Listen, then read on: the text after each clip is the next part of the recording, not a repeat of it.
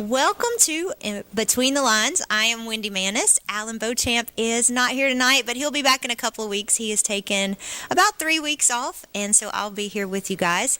And tonight we have a really, really fun show, and it's going to be talking about music and literacy, but more about literacy and education than anything, and what we're doing in East Tennessee to help out with that. And I do want to say thank you before we start to our sponsors. We have Oak Ridge Utility District, Daniel Forrester, and IB3 Global Solutions. Thank you so much for sponsoring us. And now I just want to introduce you to the person we will be talking to tonight. And he's doing great things in East Tennessee, and it is Breezy Wynn. Welcome, Breezy. Well, thank you, Wendy. It's good to be here. Yeah, I'm really happy you're here. And I did kind of like suddenly throw this on you the other night when I was sitting and talking with you. And I was like, hey, you want to come be on the show? Because I just find what you're doing so fascinating. And I just want to talk to you and introduce everybody else to this. Well, thank you, Wendy. It's I love that you're a part of what I'm doing and your husband. And it's a real honor to be back here in East Tennessee doing something that's near and dear to me, which is, well, it takes a lot. It's a lot of vertical alignment. It ticks a lot of boxes for me because I love music and I love the entertainment business and I love kids and I want kids to be successful. And the best way and the surest way to make sure children are successful is if they can read and do maths by the third grade at a certain level. Yes, that is so important. And we'll talk about some of those statistics later because when I started like really looking at the statistics, my mind was blown about where we are in America as a whole. And then looking at Appalachia, it was really, really kind of scary. Yeah, it's shocking when you think that the literacy levels and the education rates and the test scores in the Appalachian region are comparable with third world countries. Right. It's frightening. It really is. So did you grow up here in East Tennessee? I haven't really gotten to sit down and talk with you. So I feel like this is our sit down and talk. Tell me about yourself. This is a great moment. So my mother's family, they're ancient Tennesseans from when everyone came over through Cumberland Gap. And then my father's people, they're from Dublin, Georgia. Oh, okay. So pretty southern, East Tennessee, Appalachia, southern, kind of blended all together. Yeah. And so did you go to college here? I did. I went to the University of Tennessee. Ah, so you are evolved through and through. Yeah, and my grandfather was a all-star football player at the University of Tennessee. And he was a halfback and Hall of Fame and took us to the national championships 4 years in a row while he was there. So he was a pretty big deal back in the 20s and 30s. That's awesome. What was his name? Breezy Wynn. Breezy Wynn, so that's where you get your name from. Yeah. Well, his nickname was Breezy. My real name's Breezy. Did he get that because he could like run really fast? Because he was so fast. That's so cool. He was a halfback. We don't really have those anymore, but he was. He and Beetle Feather were the duo. The comment was, when the wind blew, the feather flew. Oh, that's great. Yeah. That's so cool. So you kind of are like East Tennessee legacy a little bit. A little bit, yeah. And so when you were growing up, did you love to listen to him talk about those stories? Oh, my Lord, yes. And did he love to talk about those stories? He did, but he was. We're pretty similar people. He was more forward thinking than looking at the past. So it was always about what's next. I love that. Being informed by it, but moving forward. Right. I love that too because that's what you're doing now. You're looking into the future, and you have Appalachian Sessions now, and I cannot wait to just talk about that. And I'm kind of have to hold back because if I talk about it too fast, then I know we'll run out of time. I'll run out of things to talk about. But we won't. No, we won't run out of things to talk about because I don't know if any of you saw it, but it aired on Tuesday night, the Appalachian Sessions, and that was the fourth show, correct? Our first show, yeah. And if you did not see that, you should go to YouTube when it's up and watch it because it's absolutely amazing. Yeah. Well, I can't remember what because there's just so much going on, but so it aired in the WATE area broadcast footprint on Tuesday night. Mm-hmm. And then it airs in Lexington and Roanoke and Tri-Cities, I think this Saturday night from 7 to 8 p.m. So we're in 4 different markets. That's how we started out, but it's 2 more than we'd actually planned on, but it's a lot of people wanted to see it, so it's great. It is great, and I guess I didn't realize that it was reaching that far. Yeah, we've got, I think it's think it's 4 million households, 8 million people population, so it's a nice footprint to have. And then we streamed to about 10 million. So how did you get the idea for combining Appalachian? So you have the Appalachian music, and then you want to support, and then you want to support literacy. What made you come up with that idea of like bringing the two together to help children understand? I guess that you're helping children understand literacy all around in East Tennessee. Yeah, it's literacy, and it's really, I mean, literacy sort of underpins it, but it's education, right? So the mission is education, but specifically our mission is language arts and music education for kids. Okay. And we're about inspiring and advocating. So we have a long list of very robust partners that are boots on the ground in education in East Tennessee and Appalachia. And our main sponsor, or I should say our main partner, is the East Tennessee Historical Society. And they are based in Knoxville, but have offices and outreach all over throughout East Tennessee, which is defined by the Appalachian Cultural Region. So East Tennessee is a geographic definition as well as a political definition. So it's kind of cool. That is very, very cool. I know that I guess it was about 10 years I got involved, and I realized how kids just in the Knoxville area were struggling to read. Yeah. And I used to teach reading intervention at Lonsdale. Oh, fantastic. And so I did that at Lonsdale and Pleasant Ridge, and you would have, and it's not just that they don't know how to read, but you have all these different ethnic groups coming in. Right. And so when they come in, they don't know the language, the families don't speak the language. And so without them being able to read with their children, they fall behind in the language. And they can't catch up. That's right. It's the statistics. So B. Ray Thompson's Elgin Foundation is one of our sponsors, or one of our partners in the program, and they work in Appalachian schools, and I think it's 30 counties that they're in, and they advocate, and they provide dental, and they provide curriculums, and they provide programs for teachers, administrators, and principals. Excuse me. And a lot of the statistics that Mr. Thompson had looked at and partially funded to find out was with the exponential curves on success and failure, and where they start and where they end. And the third grade is that point in a child's life where if they haven't reached a certain level of reading and language arts skills, and they haven't reached a certain level of mathematical skills, then their exponential success curve goes down and not up. And because it's almost impossible, because it's resource based, and there's so many factors that go into it. Like there's no silver bullets, right? Right. So, but if they're not there at that point, it's really, when you look at the bell curve, the majority of people fall on the statistical downward path. So it stinks. Right. And I heard something today. I was talking to you about how I look up things on TikTok, and I heard a statistic on there, and I went and looked it up, and it was true. But they said if a child cannot read on grade level by the fourth grade, they will most likely end up at some point in jail, or Correct. They will end up in poverty on welfare. Yeah, that is a true statistic. And I mean, you can look around right now and tell that there's a problem. Yeah, and it was never great, and and there's so many things. I mean, it's so complicated, right? Right. Why Appalachia is the way that it is, and it's a deep dive on many levels. But we know one thing's for sure: if we can get our kids to read and write and to be able to do mathematics by the third grade at a certain level, then the Appalachian Cultural Region as a whole will succeed, and in community to broad, right? Right. Oops, I did my mic, but yeah.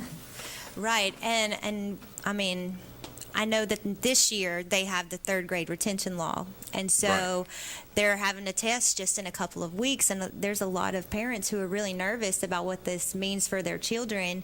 And at a state level, they see it as being a good thing, but the teachers, they're working overtime trying to get these children to read on grade level. Right. And I think coronavirus really put us way behind. It did. One of our executive producers, Fletcher Lead, sent me some articles a week or so ago about some of the studies are coming out about the early effects of what the coronavirus did to students. Because kids in Appalachia, most of them don't have internet, right? And so the library of the 21st century is the internet for most people in America. So all the children that we're getting to do, I mean, not that it's the right way to teach children over the internet, but at least they didn't fall, tragically behind in every situation. But in Appalachia, there's no internet. I mean, Right. well, that's not true. There is internet. It's spotty at best. Mm-hmm. People have to drive to library parking lots or to gas station parking lots and try and get on there. It's really it's a bad situation. And I think about that, and I know me, I use the internet all the time Right. for research of any kind. And you're in Clinton. And I'm in which Clinton. has internet. Yeah, we have you internet. have all this stuff, but once you get out Right. of the city centers and the metropolitan in quotes areas, And I think we forget about how rural those places Yes. are because that's why they can't afford to run fiber. Right. It's not profitable. And so we're going to hopefully change that with your show that you have Appalachian Sessions. We hope to inspire people. We want people to figure it out. We're trying to bring in sponsors like Viasat. And Viasat's this amazing company that all over the world, they drop satellites around the globe and they pump in signal to these areas. So that's one of the people we're talking to about trying to help actually get signal to these homes. And so these kids can actually access the digital library of our current time. Right, because when you and I were growing up, you had the encyclopedias. Right. And you remember the person would come around, they'd sell the encyclopedias. And Oh, yeah. And now it's like things Britannica. change. Yes, and my mom still has those And we on have her our shelves. Oh, yeah. They're fantastic. They really are. They're really I mean, great. and they're pricey. We were at this store in downtown Knoxville the other day, and they had this fantastic old leather-bound set of Britannicas. They were super cool. Also expensive. And I just remember like flipping through, and you had that section, that gave you all the information. But then my mom, she went and bought the ones that had like the individual like science, and then you had one for history, and so it broke it down. And I remember looking through the science book all the time. I'm surprised I'm like not in science. I loved it so much, but we had that to go and look at. And if you think about like, I know when coronavirus hit, that was a big topic of how are we going to educate our children, because even in Knoxville, in Knox County, many don't have the internet. Oh, and there's a lot of controversy right now in Knox County about test scores and lowering the bar so people can pass, which is only going to hurt people. Right. That's only going to you're condemning your children to failure. That sounds hyperbolic, but come on, you can't pass children that aren't up to speed, right? How are they going to be competitive in the world? How are they going to succeed? How are they going to raise families and raise children? It's really tragic. And the Appalachian Sessions exists to advocate for these kids, and we want to inspire these kids, because what we're actually doing with the show is we're bringing in Appalachian musicians of some notoriety, Grammy winners, from wild popularity to multi-platinum singers to people that are up and coming, because we want these kids that come down there to see their people, right? Mm-hmm. It's like they did it, I did it, you can do it. That's the message, right, on stage. And the Face of Appalachia isn't like the Face of Appalachia when we were kids, right? It's not all white kids, right? So, we have Chris Blue as our host. He won NBC's The Voice. He's an amazing human being. He's a black man from Knoxville, and he's a fantastic sponsor and a representative for the show. We have, the most amazing band, which is a mix of everything that it's a really, so if you're a kid sitting in the audience, you can see someone you can relate to. Right. And we're going to continue to talk about that. Yeah. But right now we're going to go to our sponsors, and we'll be right back. Right on. Daniel Forrester has been recognized as one of East Tennessee's leading attorneys for nearly 2 decades. Civil disputes, criminal defense, divorces, and juvenile custody cases are all part of an impressive resume. Daniel's legal experience also includes representing clients in local, state, and federal courts. A husband and a father, Daniel is a Rule 31 certified mediator who has represented hundreds of families in Chancery Court. Call Daniel Forrester Law Office at 865-457-7900 for a free consultation. From Oak Ridge, Tennessee, ID3 Global Solutions conducts operations around the world to enhance the U.S. national security posture and minimize radiological and nuclear threats. IB3 Global Solutions. Mission first. Fan Gear Barn is Oak Ridge's source for new and vintage sports fan gear from around the world of sports. Find your favorite team gear at Fan Gear Barn, located at 977 Oak Ridge Turnpike, across from the hospital. Open 10 a.m. to 7 p.m., 6 days a week. Closed on Sundays. Hello, I'm District Attorney General Dave Clark. My fellow DAs and I successfully fought for new elder abuse laws and procedures that have police departments and agencies using improved tools to protect our seniors. Victims of elder abuse are often unable to recognize or report abuse themselves. They need your voice. If you suspect abuse, contact local law enforcement or adult protective services. Let's work together to protect our seniors. When should you get tested for COVID-19? You have symptoms of COVID-19, such as runny nose, congestion, sore throat, fever, cough, shortness of breath, muscle pain, headache, chills, or loss of taste or smell. Current testing recommendations say everyone should get tested immediately if they have symptoms of COVID-19. If you have symptoms, be sure to follow recommendations about how long to stay home and away from others. For more information, visit our If You Are Sick or Test Positive webpage.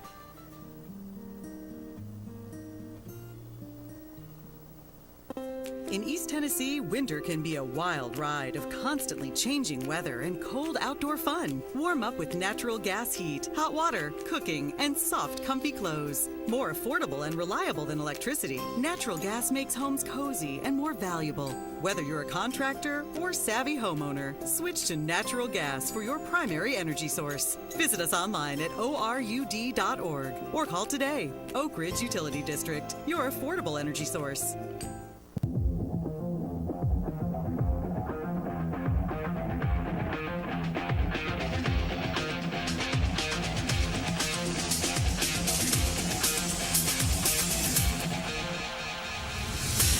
And we are back. We're talking to Breezy Wynn about Appalachian Sessions and literacy and education in Appalachia. And it's such an interesting conversation. And so I want to pick up where we were just talking about with Chris Blue as the host. What made you decide to pick Chris Blue to be the host? So I had let me take a quick step back. So, the East, because you'd asked me a question earlier and I forgot to answer it, and I just remembered. So you asked, why education, why, the show, how did it all come together? So let me answer that real quick, because that's tied into how I chose Chris Blue. Yeah. So my wife and I have been living in Manhattan for quite a while, and so COVID happened, and so we were COVID refugees. We came back here because they shut the city down, right? Right. So a friend of mine who I'd known over in the UK, he's also from Blount County, or from East Tennessee. He's from Blount County.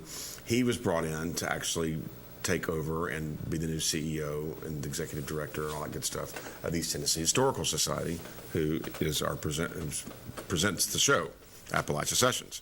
So he said, Breezy, he goes, what can we do to be relevant today? He goes, what's a multimedia platform that we can do to reach kids? His name's Warren Doctor, by the way. It's like Dr. Warren Doctor. Right. It's how do we reach the kids? How do we not lose a generation? Because we're losing out on education, we're losing all this stuff. And I said, Dolly Parton is our spirit animal. I said, because Dolly Parton is a leader. Mm-hmm. Right? She's a thought leader. It's education. It's philanthropy. It's giving back to the community. It's all those things. And I said, so, why don't we create a television show that we can use our cultural capital and use that as our big sign, right? And say, so let's create a show where, and that was the evolution of it. And so, and part of that evolution for me was, there has to be a purpose to it, right? So it can't just be like, hey, we're doing this for literacy. It's like, hey, we actually have to do something that closes the circle, right? Right. So how do we make that happen? So we partner with Dolly Parton's Imagination Library at the county level. We partner with B. Ray Thompson's Elgin Foundation, which works in schools. We partner with Thrive Lonsdale, which actually is boots on the ground in the inner cities. Mm-hmm. And so, and as I was putting this whole thing together, I was like, kept thinking, who's going to be the face of this? It can't be Warren. It can't be me, because we're too old, for one thing. I said, but it's got to be something the kids can relate to. But also, the face of Appalachia today is not white. Right. The face of Appalachia is black, it's Hispanic, it's Asian, it's everything. Everyone's here. And to some or greater or lesser extent, they've always been here, right? So why don't we have a truer representation of this? And so we looked at a number of different artists, and Chris Blue stood out to me because, A, he's a world-class vocal talent, right? He won The Voice. He is. Mm-hmm. He is The Voice. He also is an amazing human being. He's a I don't know if you all can talk about Christianity on this, but he is a Christian, and he's not a cultural Christian. He's a real Christian. Right. It's from the heart. Right, correct. And it comes through the cracks, right? It's when you meet him, when you talk to him, when you see him on the stage, when you see him performing, you get it. Right. And so I called some of the producers at The Voice, because I've been in television for a long time and I know some people. And so I called them up and I said, tell me a little bit about Chris. And they said, he's the easiest guy we've ever worked with on the show. He's an amazing human being, and he takes a note. And so for all you out there, taking a note is like being able to follow direction without giving a lot of feedback. Right. So, and because he understands that, producers produce and talent performs, right? So he trusts you. And so once you develop that rapport, boom, you're off to the races. So there were a few other people on the list. I'm not going to name them, but Chris, after we had our first meeting, I called my wife and I said, I don't even need to, but I'm going to for due diligence, but it's probably going to be Chris. And it was. And he's fantastic. He is fantastic. And if you ever just see him walking down the street and say hey to him, he will act like he's known you forever. Yeah, he's so genuine and so nice. He's like, hey, how you doing? Nice to meet you, blah, blah, blah, whatever it is. Right. And his history in itself is amazing. I didn't know he was like one of 11 kids or something. Yes, and they grew up in Florida for the first, for his young childhood. Then they moved to Knoxville, and he lived in the inner city here. And then, so he had this triumph through adversity type struggle, which is what we're trying to model for all these kids that are in the audience. It's like, look, we are you, right? Everyone on this stage comes from a place like you come from. If we made it, you can make it. And right? I love that. I love when you do the interviews, like the last one I watched with Thrive Lonsdale, and you brought the kids up. And again, I love Lonsdale, and I love what Thrive is doing in Lonsdale, because those kids, they need to know that there's more. Yeah. And a lot of times they don't hear that. No. Hey, if I do this, I can do what they're doing up there on stage. And they've been at every one. I know, they have been. I mean, so Lori Bertelkamp McKelvey, she's the development director there, and she's an old friend and of my wife's. And so when we came back and I was putting this whole thing together, she was one of the people that immediately talked to about, because she has a real heart for I shouldn't say she has. She is the heart for children. I mean, she lives it and breathes it, right? Right. She's totally serious. And so when I talked to her about it, I said, I want to bring these kids in. And she said, absolutely, we're all in. We're not just a little bit in, we're all in. So every single show, they brought between 10 and 30 kids. It's fantastic. It is fantastic. And the first show, I was sitting in the audience, and I watched the faces of these kids as they sat there in amazement at what was going on. And it was like Christmas right there in the Bijou, because it was I've never seen. There were so many moments. Right? Right. I mean, and the kids, at one point, we've had great talent on every show, but the first one that I think you're referencing was our Christmas show. Right? So Emily Ann Roberts was on, and Mark Wills. Mark Wills, multi-platinum, multi-gold, another great human being. And then the fella from Maryville, right? Name I'm also blanking on. Yeah, I can't remember his name either. Jackie Lee, yeah. That's it. Another great guy. And they got up there and they shared stories about their lives in the mountains where they grew up. And, and a lot of these kids, so like you have your Thrive kids who, a lot of them are, English isn't their first language. And so they're struggling, to figure it all out, right? Like you were talking about earlier. And then we had kids from Campbell County, like deep in the woods, not like, whatever the main city is there. But I'm sorry, Campbell County. But I guess it's been too long since I've been here. I can't remember everything. But those children were sitting there at the first part of the show, just gobsmacked, right? They didn't even have to know when to applaud, because they were it was such an overwhelming, because most of them had never left the county. Right. They've never been to Knoxville. They've never been to the Museum of East Tennessee History. They've never been into a theater like the Bijou. They've never seen a performance like that.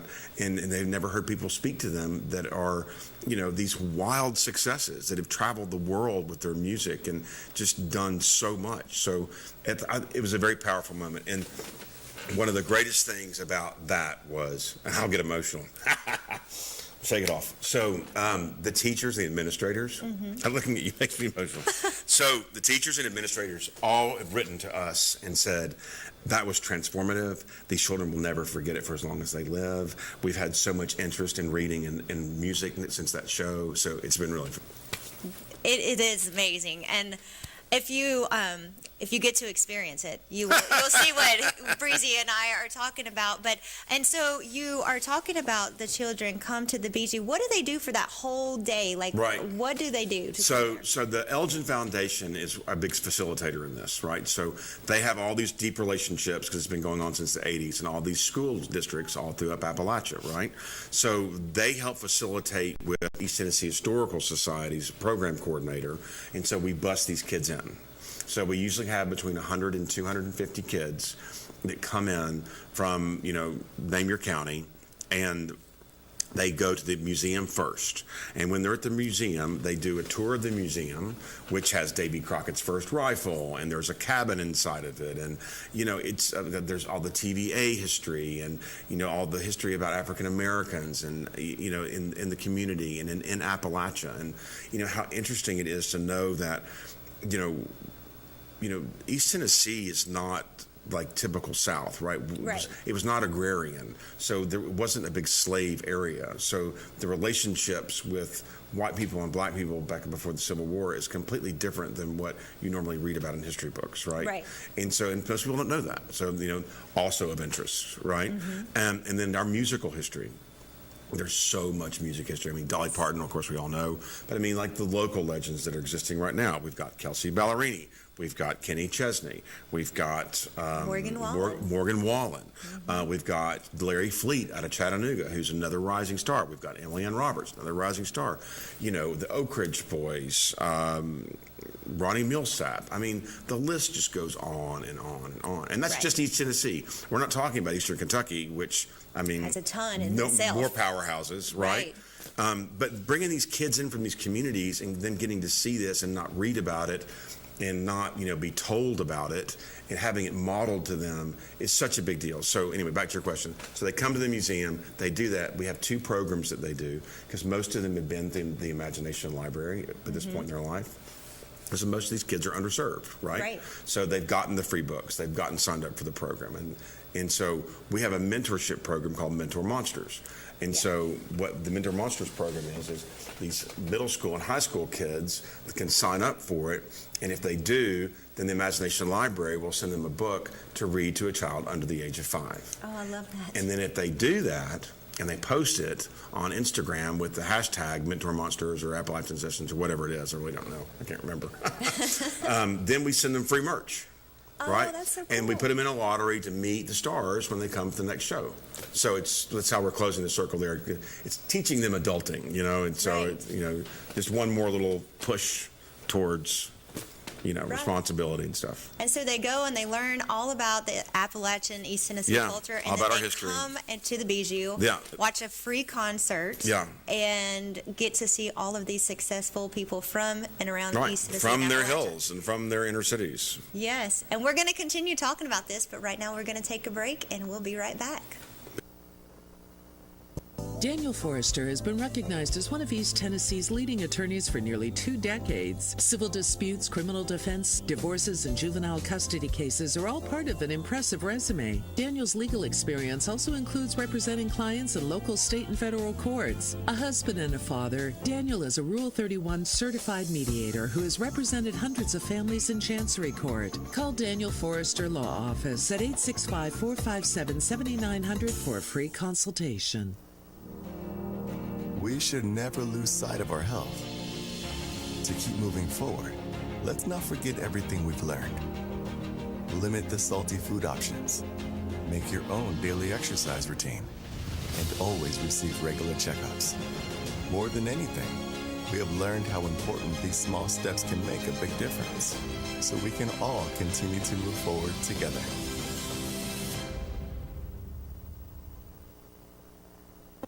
In East Tennessee, winter can be a wild ride of constantly changing weather and cold outdoor fun. Warm up with natural gas heat, hot water, cooking, and soft, comfy clothes. More affordable and reliable than electricity, natural gas makes homes cozy and more valuable. Whether you're a contractor or savvy homeowner, switch to natural gas for your primary energy source. Visit us online at orud.org or call today. Oak Ridge Utility District, your affordable energy source. From Oak Ridge, Tennessee, IB3 Global Solutions conducts operations around the world to enhance the U.S. national security posture and minimize radiological and nuclear threats. IB3 Global Solutions. Mission first. Hello, I'm District Attorney General Dave Clark. My fellow DAs and I successfully fought for new elder abuse laws and procedures that have police departments and agencies using improved tools to protect our seniors. Victims of elder abuse are often unable to recognize or report abuse themselves. They need your voice. If you suspect abuse, contact local law enforcement or adult protective services. Let's work together to protect our seniors.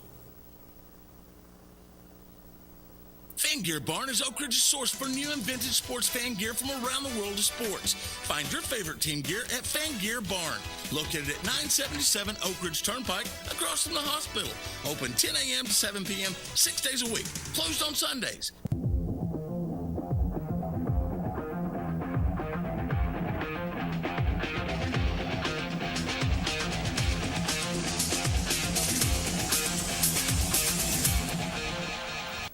And we're back. I'm Wendy Maness, and I am on Between the Lines. I do want to thank our sponsors, Fan Gear and Daniel Forrester, IB3 Solutions, and Oak Ridge Utility District. Thank you so much for sponsoring us. We are talking Appalachian Sessions with Breezy Wynn tonight, and we're just talking about education, literacy, cultural education. It's so much wrapped up into one, and we're going to continue that conversation because you know. Bad. Well, I was talking about the bijou and how one of my favorite segments is when the children talk. Yeah. And you know, there was the one girl on the last show, and she was talking about how she dreams of going to Juilliard. Do you remember that? Oh, yeah. And So she was so excited to she talk was about adorable. that. So that was which middle school was that she from? It was another Campbell County. Was it Lynn Camp, Kentucky? I think it was in Kentucky. Yeah. Yeah. So that was one of our Kentucky schools that came down. So again, the Elgin Foundation facilitated all that, and they brought down this amazing group of kids again who've, you know, totally underserved communities. You know, blah blah. You know, the list goes on and on. And so we always ask the schools coming in, like, please identify some teachers and some students who need a lift, right? Because we're not. It's not that we don't want to recognize the kids that are making straight A's, but I want to recognize the children that actually need a boost, right? And so this young girl who's a transplant from Florida, she has this dream of going to Juilliard, which, you know, is a pretty big dream. It is a big dream. I mean, you're a musician. You understand, you know. Yeah, it's a hard, long dream. That's a pretty serious dream. And, you know, and I'm go for it, you know. And so it was really great to get her on and to hear her story and how music had really transformed her life for the better, and how she found focus in it, and how she was finding success in other aspects of her life because she had that something to hold on to. Right. So it was really cool. And I think you just said something that I was thinking of. We were just talking about how I'm not diagnosed ADHD, but if you talk to my kids, they would tell you I am. And that's something that the school has a lot of diagnosed ADHD, ADD, but when you find something to focus on, and that becomes where your center, you can learn different things. Right. So that's kind of what I had to do was, you know, I would sing at home, and because I would have a new song to learn, it made me have to make my brain work in different ways. And also, you loved it, right? Yes. So it's love is a much more powerful motivator than a pill. Right. So if your child finds something that they love to do, they're going to work hard. They're going to work at focusing on it. Right. Which is a much more, you know, holistic. But, you know, come on, I don't want to give my children pills. I understand. I totally get it. And you know, I was thinking too, when you bring these children in and they go to the museum, like maybe they've never heard of some of these people in East Tennessee before, but then they see them. And because when we went to Austria, I'll back up. When we went to Austria, we went to the Habsburg Palace. I fell in love with Empress Sisi.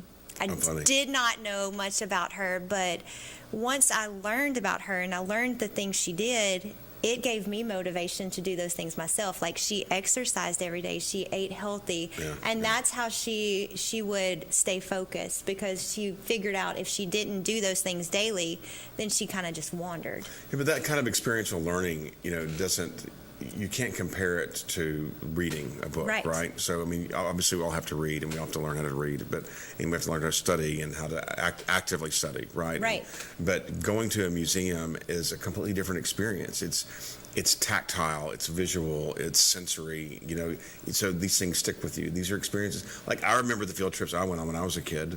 Like, we went to Jamestown.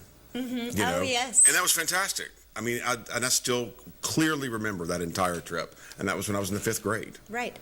So stuff like this, it sticks with kids. It really does. And it makes them understand their culture or whatever they're learning much more. It's clearer than if you're reading it in a book, because you can read a book and you see a bunch of words, but then when you experience it, then you're like, oh, my grandfather told me about that. Right. Or his grandfather did that, or I read that in a book, and then it becomes real. It becomes real, and it makes learning fun. Absolutely. Because I'm the type of person, if learning's not fun, I don't want to do it. Right. But I love to learn. You're not alone. I love to learn. And, we were talking about reading, and I didn't even know Barbara Bush had a literacy foundation, but she has a great quote, and I wrote it down so I wouldn't forget it, but it's literacy is the key to solving everything. Amen. And it really does, because I think about Dolly's Imagination Library, and I got every book twice with both of my kids. Yeah. And I would sit and read them, and it starts out with The Little Engine That Could. Yeah, that's right. But there's a lot of kids that don't get that. And so they struggle to comprehend what they're even reading. And so going into the museum and actually seeing it in person absolutely, is a totally different thing. And speaking of history, this past week when we were recording, you had living history right there in the Bijou. I couldn't believe it. So a lot of people probably don't know this, but so one of Walt Disney's first princesses was Princess Aurora from Sleeping Beauty. And Princess Aurora was from Knoxville, Tennessee, and her name was Mary Costa. Yes. And Mary Costa is I shouldn't tell her age, she'll be mad, but she is one of the most dynamic people. She sang on every opera stage in the world as the prima. Right. Right. She sang, of course, all the music for the Walt Disney, for the Sleeping Beauty. And truly just a voice of voices, right? Voice for the ages. And so she came to the show because she'd heard about it, and she was like, and she just couldn't get over it. And so she got down with the kids from Jacksboro Middle School, and then did photographs with all of them. And I mean, it was a really special moment. And I just enjoyed, I was standing up there watching her, and she was just beaming with joy meeting them. Oh my and gosh. They were smiling, and I was like, made her night. Could you imagine meeting Sleeping Beauty in person in middle school? I would be like that. But it was a magical moment, and those kids will never forget it. And I remember hearing a story about how she said she needed to go because she had to get home, and this one little boy came up to her and said, he said, I don't want to take a picture. Yes. Right. He said, I don't want to take a picture. He goes, what was his question? He said, I don't want to take a picture, but did you know Walt Disney? Yeah. And she stopped, looked at him, smiled, and was like, yes, I did know Walt Disney. And he hired me. Yes. Stood there for a couple of minutes talking. But that's the kind of history and cultural education that they're not going to get from a book. I mean, it has not to the books are bad. Right. But this is a great supplement, right? Yes. So field trips, you can't beat them. No, you can't. And And it's just, I don't know. I don't even know how to describe the whole situation, but it's so amazing. And then, I was pulling. It's an event. It is an event. It's an impactful event. It is. And you will be changed forever when you get to go. And, I was looking at just the literacy rates. I told you I pulled some statistics. But I did see that 8,000 students daily drop out of high school. In Appalachia. That's in the United States. In the United States. 8,000 a day. 8,000 a day. Ladies and gentlemen, please get your kids involved.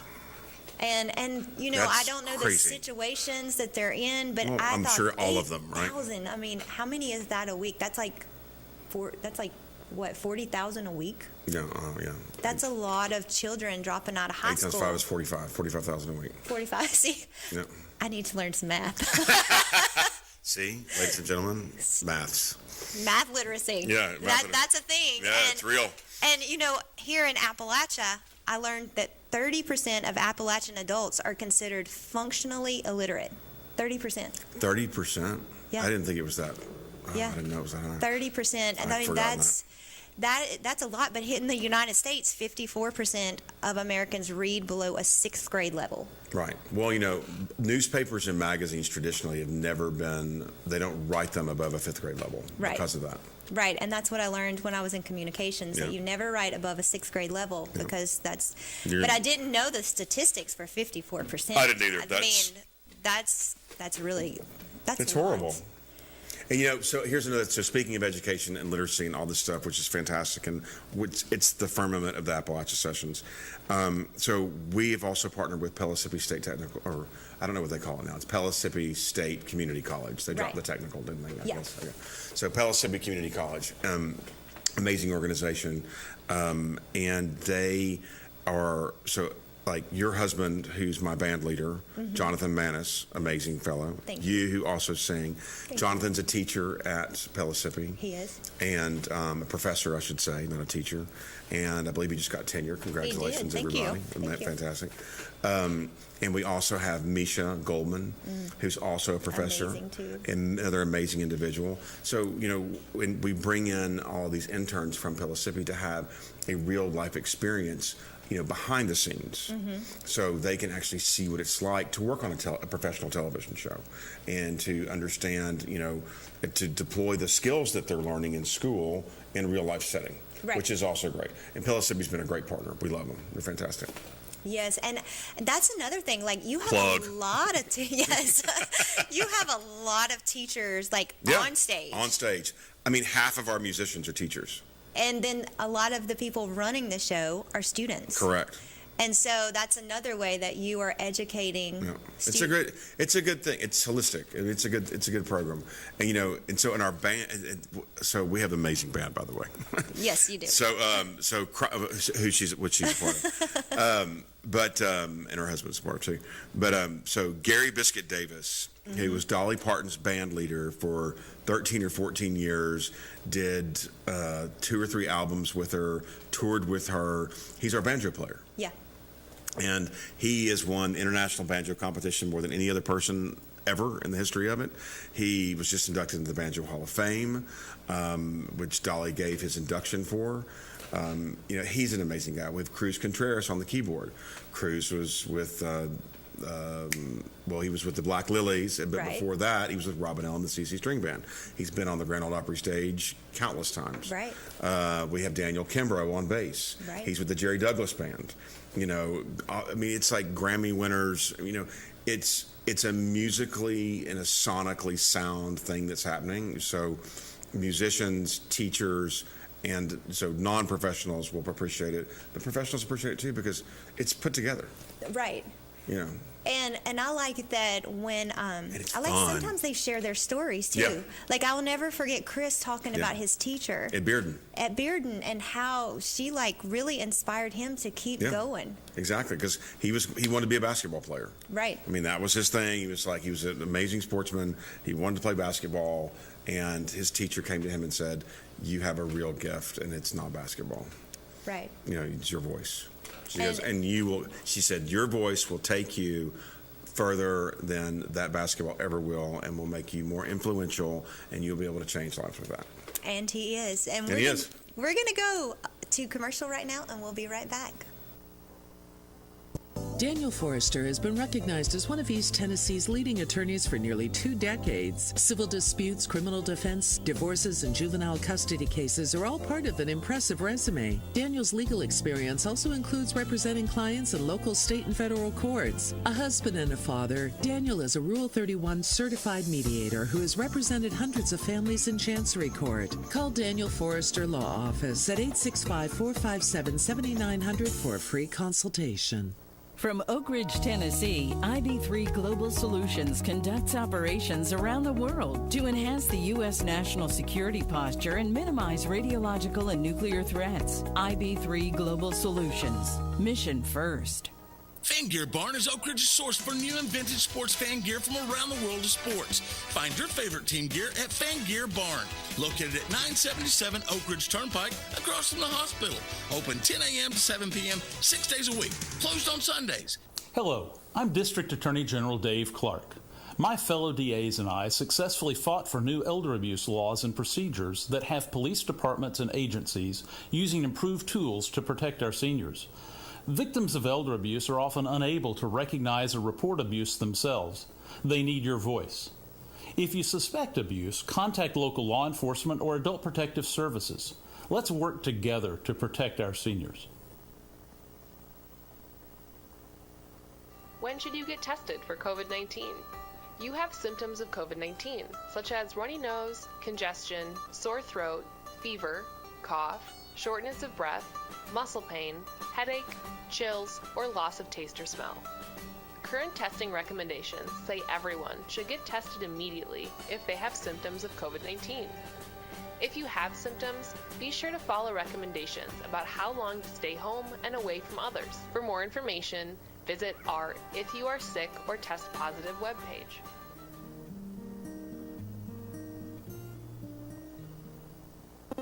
In East Tennessee, winter can be a wild ride of constantly changing weather and cold outdoor fun. Warm up with natural gas heat, hot water, cooking, and soft, comfy clothes. More affordable and reliable than electricity, natural gas makes homes cozy and more valuable.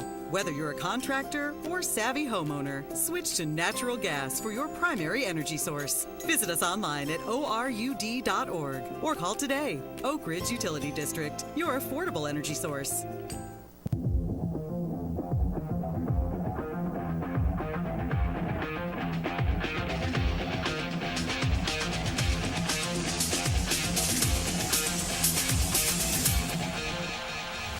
And we are back with Between the Lines. I'm Wendy Maness, filling in for Alan Beauchamp for the next couple of weeks, and we are talking to Breezy Wynn about Appalachian Sessions. And it's so amazing to hear like what they are doing with combining music and education and literacy and cultural literacy, and just it's a lot in one. Yeah. And it's complicated, but it's complicated but simple, right? It's Right. like our mission is education. Full stop. Our sole existence is for language arts and music education, but everything that goes around that package is where all the layers come in. right. And it's fun, and it's so much fun. I was just thinking though, I was thinking back to Monday night, those kids sitting in the audience, and then Mary Costa there, and they had already been to the museum, and I'm like, I wonder what they thought when they got home. Yeah. Because, they come into a city that's much bigger than Jacksboro, and many probably don't come. I mean, I grew up in a small town in Mississippi, and there was only, I think when I was there was 1,200 people. Right. And it was one of the poorest counties in Mississippi. And so I, like those children, didn't get a lot of privileges when it came to, going to Jackson, Mississippi a lot, or going to the movies. We didn't have a movie theater. Right. So I see these kids, and they are me. Right. And they're coming into Knoxville, and they are, it's a big city. They're seeing You're all the the lights. mission. I am you. Yes. And now you're on that stage. And now I'm on that stage. And, I went to a small academy at the time. I mean, it's called an academy, but it wasn't like next level like some of the academies here. Yeah. And it was and I tell people, I graduated with 24 people. Like it was small. Right. But there were things that I did not learn because I grew up in that small town, that when I talked to Jonathan, I'm like, what are you talking about? Jonathan's your husband, by the way. Yes, he's my husband, and he teaches me every day. So when he takes me places, I mean, I'm like a kid in a candy store because I want to try it all and I want to soak it all in. And so I see these kids from Jacksboro coming in, and their faces just filled with light. Yeah, because they're like, and wonder. this is amazing. It's just like wonder. It's like, it's incredible. It's an amazing experience for them. It really is. And so they've seen the museum. They come there. They see Chris Blue on stage, and he's telling his story, and he's telling them, you can do this. You just got to keep on going. And then at the end, Sleeping Beauty talks to them. And so they're going back to Jacksboro. They were like, do you know what happened last night? Yeah. So the Monday night show, the taping, the principal and one of the teachers that were there came up and found me after the show, and they said, best field trip we've ever experienced, either of us, and we've both been in this business for 30 years. Right. So, and the letters we're getting, like I said earlier, from the principals and the administrators, it's just, it's the reason for the season, and I hate saying that phrase. Right. Well, it really is, because, I work at Junior Achievement, and it has a very similar mission. Super cool. Yeah, Junior Achievement for Biztown, and so it's right on. Oh, very that's similar. Biztown's thing. That's right. Joe Hollingsworth. Yes, and so he, he's a huge supporter of what we do, and Appalachia Sessions. And those kids come in just like when they come into your show, and they have a real life experience of running a city. It changes lives. And it really does. And that is how I believe that you get kids to learn and you get excited about learning, because it's easy to sit in a desk and just try to pay attention, but can you really can you really pay attention? And I think kids today are on computers and social media, cell phones, all that kind of stuff so much that they don't have that hands-on experience that like you and I did, where we're going outside doing what will happen if I do this. Right. And so, the hands-on and actually experiencing, that just it just really makes me happy. I don't know. No, it does me too. It's incredible. Because I don't know. It's if you haven't seen a child experience this, the first time you do, it'll bring you to tears. Oh my gosh, it is moving. I mean, kids, they're just little sponges, right? Mm-hmm. And so we've got to fill them with good experiences. Everything can't be a negative. Right. Everything can't be a struggle. Everything can't be a battle. You have to. You're tempered in fire, right? So, iron sharpens iron, right? So you want to be around. You need the struggle, but you also need to see, what's possible. Right. Right. And having it demonstrated to you or modeled to you is by far the best way you can learn. Right. And Jonathan. And that is a fact. That is a fact. And Jonathan was telling me that on Monday night, Laurel was singing, and he was like, I never knew. Laurel of the Young Fables. By the way, amazing. From Maryville, Tennessee. They live in Nashville. They're critically acclaimed. And I'd only heard like little clips of their music. Right. And I was genuinely, and I've done a few things, and I've been a few places. And let me tell you something. I was blown away. I was literally blown away. And their music is amazing. Their music's amazing, and Wes is a star guitar player. Yes. And her vocal is also a star. And not only did they sing, but Jonathan said when she was telling her stories, that she was so open with her mental health herself. Yes. And I think that's so important, that those kids look out and they see her and they see that she's on stage, and she's been on the Opry, I believe, and all kinds of other things. Oh my gosh, yeah. And here Played with Dierks Bentley, Yeah, and here she is pouring her heart out about how she struggles. Not ashamed, not being shamed. Right. Out there saying it. Look, here it is. It's okay. This is adversity triumph through adversity. Right. And that's another part of health literacy. Correct. Because we don't have enough of that, of people saying it's okay. It's okay if you feel like this. And especially at that middle school and high school age. I mean, it's really hard.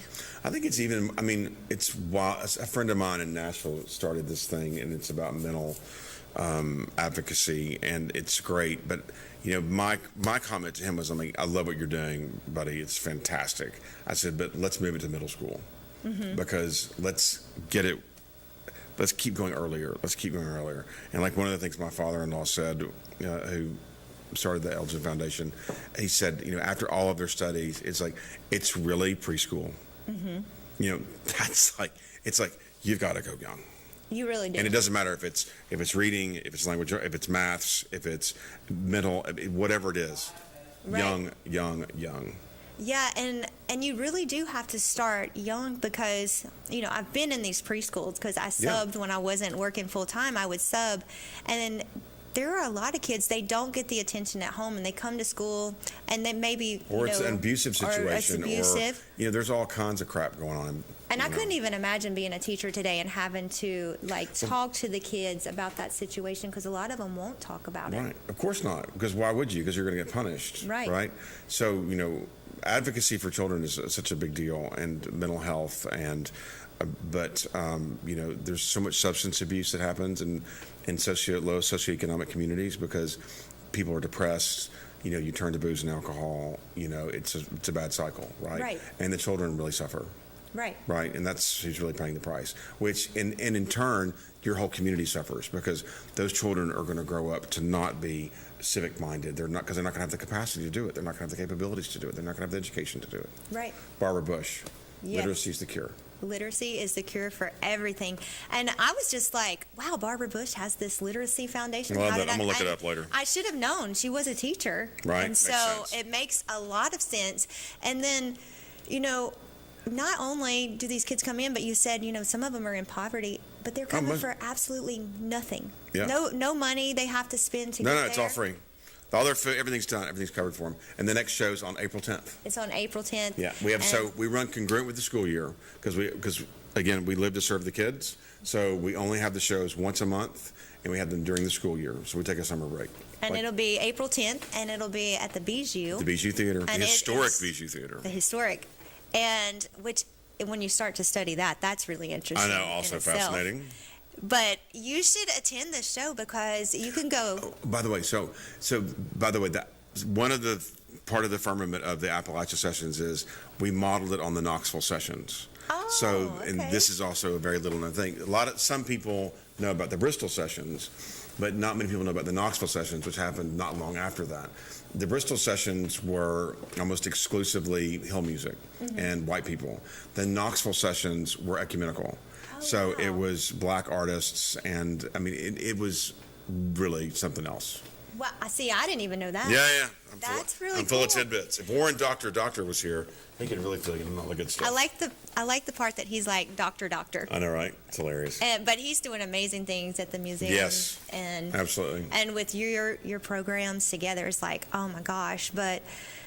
It's been a fun time talking to you. I know we have 3 minutes, so I know that we're going to fill that up. But I was just like, I do want to tell you that in 2 minutes it'll be over, apparently. But you can go to the Bijou. I know you'll all be sorry to see us go. You can go to the Bijou on April the 10th. It's absolutely free. Yeah. You come early, or you may not get a seat. Yeah, you'll want to go early, but it's a live TV taping. Yeah, it's a live taping, so it's a television show. So there's cameras there. The audience gets recorded.